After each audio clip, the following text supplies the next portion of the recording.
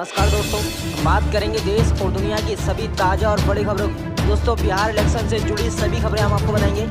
वहीं रिजल्ट के बाद 12 और सीटें हासिल कर आरजेडी ने तैयार किया है सरकार बनाने का नया फार्मूला। दोस्तों, बताएंगे कि आखिर आरजेडी ने ऐसा क्या किया है और क्या क्या तरीके सोच रही है। दोस्तों, वहीं अगली दूसरी बड़ी खबर आपको बताएंगे कि बिहार चुनाव गवर्नमेंट से ही निकल के सामने आ रही है। सरकार बनाने के लिए नीतीश पर डोरे डाल रहा है महागठबंधन। बिहार में गरमाई हुई है सियासत। दोस्तों, बताएंगे इस खबर को भी विस्तार से।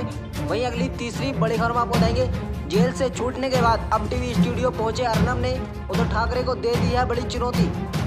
दोस्तों, बताएंगे सभी खबरों को एक एक कर विस्तार से, लेकिन आप सबसे पहले हमारी इस छोटी सी वीडियो को लाइक कर लीजिए। बिहार इलेक्शन का रिजल्ट आने के बाद 12 और सीटें हासिल कर आरजेडी ने किया है सरकार बनाने का नया फार्मूला। दोस्तों, बताएंगे कि आखिर ऐसा आरजेडी क्या करने के लिए जा रही है। वहीं बिहार चुनाव में राष्ट्रीय जनतांत्रिक गठबंधन एनडीए को जनता ने एक बार फिर मौका दिया है। हालांकि इस बार समीकरण थोड़े बदले हुए हैं और हर भाई छोटे की भूमिका रहने वाली भारतीय जनता पार्टी बीजेपी राज्य में दूसरे नंबर का दल बनकर उभरी। वहीं सबसे ज्यादा सीटें पाकर नंबर 1 ने राष्ट्रीय जनता दल आरजेडी के पास सरकार बनाने के लिए सिर्फ 12 सीटों की कमी रही और जनता दल यूनाइटेड जेडीयू को इस बार बहुत नुकसान हुआ और वह सिर्फ 43 सीटों पर ही जीत पाई है। हालांकि भाजपा ने स्पष्ट किया है कि राज्य के सीएम नीतीश कुमार ही रहेंगे और इस बीच महागठबंधन भी अपने दांव पेच आजमा रही है और नए नए तरीके सोच रही है। मैं आपको बता दें कि रजत की अगुवाई वाले 5 दलों में महागठबंधन ने अभी उम्मीद नहीं छोड़ी है और वह अपने 2 पूर्व सहयोगियों से संपर्क में है जो फिलहाल एनडीए का हिस्सा है।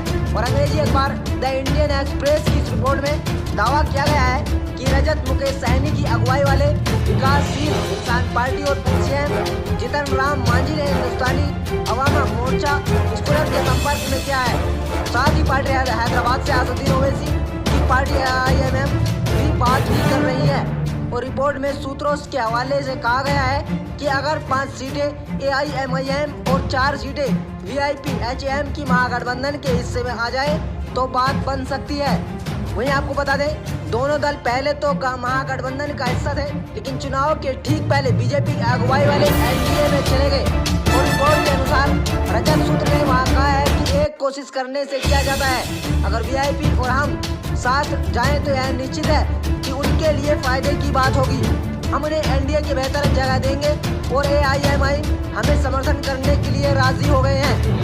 मैं आपको बता दें सूत्रों ने कहा है कि अभी तक कोई भी सकारात्मक जवाब नहीं आया है, लेकिन हमारे रास्ते हमेशा खुले हुए हैं और मुकेश सहनी डिप्टी सीएम बनना चाहते हैं जो हमारी पार्टी बनाने को तैयार भी हैं। एक्सप्रेस रिपोर्ट के अनुसार वीआईपी और हम के नेताओं ने इस बात की पुष्टि की है कि रजत उनके संपर्क में है, लेकिन अभी एनडीए को छोड़कर जाने का फैसला नहीं हुआ है। और वीआईपी के सूत्र ने कहा है कि हमें डिप्टी सीएम और मंत्री पद की पेशकश भी की जा रही है, यानी जांच ताज भी की जा रही है।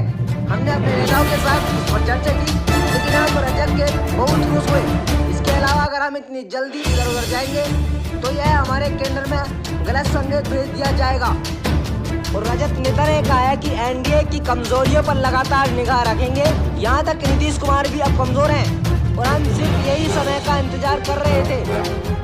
दोस्तों, वहीं अगली दूसरी बड़ी खबर आपको देंगे कि बिहार चुनाव गवर्नमेंट रिटायर से निकल के आ रही है और सरकार बनने के लिए नीतीश पर डोले डाल रहा था महागठबंधन। बिहार में गरमाई हुई है सियासत।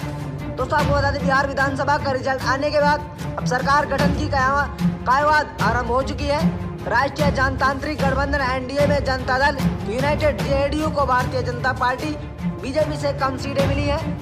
जेडीयू सुप्रीमो नीतीश कुमार ही मुख्यमंत्री बनेंगे। इस बीच महज कुछ सीटों के अंतर से सत्ता से दूर महागठबंधन के नेता नीतीश कुमार को अपने पल्ले में कर सरकार बनाने की कयावत में जुटे हुए हैं। ताजा मामला कांग्रेस के वरीय नेता दिग्विजय सिंह ने ट्वीट करके कहा है। उन्होंने कहा है कि नीतीश कुमार ने बीजेपी एवं संघ की आरएसएस की घटना यानी विचारधारा और तेजस्वी यादव को आशीर्वाद देने की अपील की है। जेडीयू ने ऐसे किसी संभावना से इनकार किया है। इस मामले में बिहार में सियासत भी गरमाई दिख रही है, यानी उनके इस बयान से बिहार में हड़कंप मच गया है। वहीं अपने ट्वीट में दिग्विजय सिंह ने कहा है कि बीजेपी व संघ अमरबेल की तरह है। अमरबेल जिस पेड़ पर लिपटती है उसे सुखाकर पनपने नहीं देती। उन्होंने नीतीश कुमार को संबोधित करते हुए आगे लालू प्रसाद यादव के साथ उनके संघर्ष व आंदोलन में साथ जेल जाने की याद दिलाई है।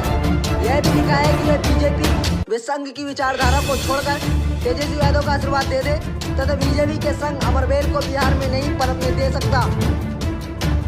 उन्होंने अपने अन्य ट्वीट में उन्होंने लिखा है कि नीतीश कुमार के लिए बहुत छोटा हो गया है बिहार।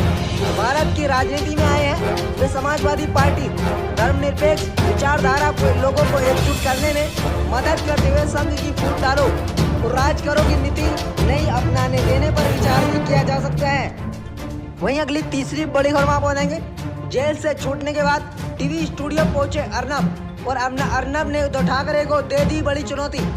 वहीं न्यायिक हिरासत में 1 सप्ताह जेल में गुजारने और सुप्रीम कोर्ट से जमानत मिलने के बाद फिर से न्यूज रूम पहुंचकर पत्रकार अनंत गोस्वामी ने उन्हें गिरफ्तार करने को लेकर महाराष्ट्र के मुख्यमंत्री उद्धव ठाकरे पर बुधवार को हमला बोला है। रिपब्लिक चैनल ने अपने सहयोगी कर्मियों से गिरीश स्वामी ने कहा है कि उद्धव ठाकरे सुन लो मुझे, आप हार गए हैं।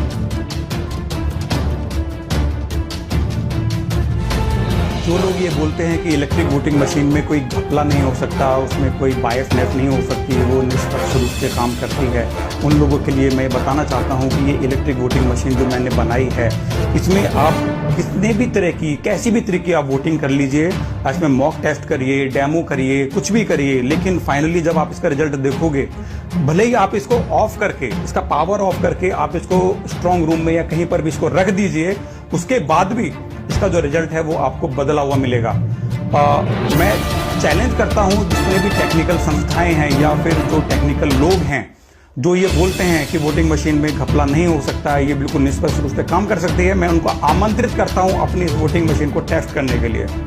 और अगर वो बोलते हैं कि नहीं इस तरह की मशीन बनना असंभव है, ये मैंने मशीन बनाई है, इसमें आप बटन दबाएंगे, आपको ये भी दिखाई देगी कि आपने किसका बटन दबाया है। आप कोई भी बटन दबाइए, मतदाता को दिखेगा कि मशीन बिल्कुल ठीक काम कर रही है, मैं जिस पार्टी का बटन दबा रहा हूं वही पार्टी इसमें नजर आ रही है, ठीक है। और आपको पूरा विश्वास हो जाएगा कि जो इलेक्ट्रॉनिक्स जो वोटिंग मशीन है वो हर तरीके से काम कर सकती है, जैसा हम उसमें सॉफ्टवेयर लिख देंगे वैसा काम कर सकती है, दिन के हिसाब से काम कर सकती है, तारीख के हिसाब से काम कर सकती है, मॉक टेस्ट में बिल्कुल ठीक काम करके दिखाएगी, लेकिन इलेक्शन के टाइम पे रिजल्ट बदल देगी। ये मैं आपको प्रूफ के साथ बोल रहा हूँ, ये इसका जीता जागता एक प्रूफ है, आप इस पर टेस्टिंग कर सकते हैं, ठीक है। तो फ्रेंड्स, मैं सभी लोगों को आमंत्रित करता हूं, और जो भी जिनको भी शंका है कि ये इस तरह की मशीन नहीं बन सकती है, तो ये बात गलत है, इस तरह की मशीन बन सकती है। मैंने इसको 15 या 20 दिन में लगातार मेहनत करके बनाया है। आज मैं थोड़ा लेट हो गया इसको बनाने में, क्योंकि मेरे पास समय नहीं था, तो लेकिन फिर भी मैंने इसको जल्दी मशीन बनाया लेकिन अब थोड़ी देर में रिजल्ट आ जाएगा। ऐसे में मैं आपको याद होगा, मैं लगातार अपने वीडियो में कहता हूँ कि भारतीय जनता पार्टी का कोई भी सदस्य या नेता जवाब अगर आपको नहीं देता है तो आप उसको ठुकराई करते हैं, क्योंकि जब से तक भारतीय जनता पार्टी के नेताओं के अंदर जनता का डर नहीं, तब से तक हमारा सवाल हल। और ये सरकार बनाने के लिए जो है किसी भी हद और दर्जे पे जा सकता है। तो नेता कोई भी हो, भारतीय जनता पार्टी का हो, चाहे कांग्रेस पार्टी का हो, किसी भी अन्य दल का हो, अगर वो सवाल हमारा हल नहीं करता है और हमसे जो है वो दूसरी भाषा में बात करता है, तो जनता को दौड़ा करके नेताओं को जीतना चाहिए। भारतीय जनता पार्टी की क्रूर नीति और काली नीयत के खिलाफ मुकम्मल जवाब देना शुरू कर दिया। आपको याद होगा कि मैं सबसे पहले अपने वीडियो के माध्यम से ये कहता नजर आया हूँ कई बार कि मोदी का जो सरकार है और योगी का जो सरकार है और पूरे देश में जो भारतीय जनता पार्टी का सरकार है, यह इनके झूठ के खिलाफ, इनके धोखे के खिलाफ और इनके बदनीयती के खिलाफ अब हमको और आपको पूरे देश के नौजवानों को सड़कों पर आना होगा, पूरे देश के लोगों को सड़कों पर आना होगा, इनके नेताओं से सवाल जवाब करना होगा। ये सिर्फ और सिर्फ झूठ की राजनीति और नफरतबाज की राजनीति करने में ये सबसे ज़्यादा माहिर।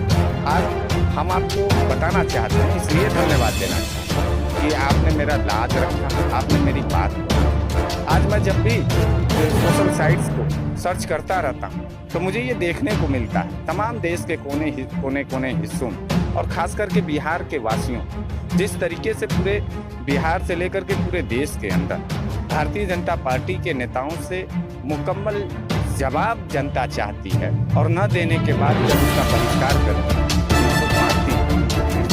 तो मुझे ये लगता है कि अब हिंदुस्तान फिर से अपने जज्बात के साथ खड़ा है।